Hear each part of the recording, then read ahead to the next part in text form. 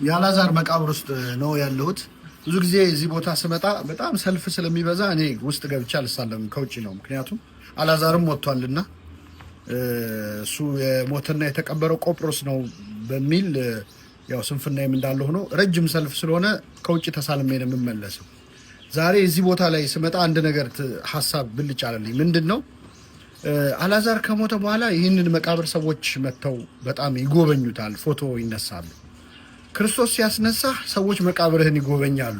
መነሳትህ ብቻ ነው ዋናው ነገር እና መነሳትህ ከተረጋገጠና እሱ ድንቅ ስራውን በአንተ ላይ ከሰራ በኋላ ሰዎች ያንተ መቃብር እየመጡ ይጎበኛሉ፣ ፎቶ ይነሳሉ። ምናልባት እኮ ተቀብረ ብትቀር ኖሮ ዞር ብለው አያዩም ነበረ። እግዚአብሔር ያስነሳውን ሰው ሁልጊዜ የእግዚአብሔር ስራ ምስክር ይሆናል ነው። ሁለተኛው አላዛር ወደ ኢየሩሳሌም ከተማ መግባት አይችልም ነበር በሕግ። ምክንያቱም የአላዛር ቆሞ መሄድ ራሱ የክርስቶስን ኃይል የሚመሰክር ወንጌል ስለሆነ ማለት ነው።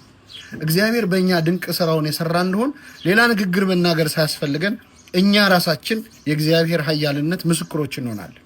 በዚህ ምክንያት የእግዚአብሔርን ነገር መስማት የሚፈልጉ ሰዎች እኛን ማየት አይፈልጉም፣ የማይፈልጉ ሰዎች እኛን ማየት አይፈልጉም። እግዚአብሔርን ማድነቅ ለሚፈልግ ሰው ግን እኛ ራሱ ወንጌል እንሆናለን።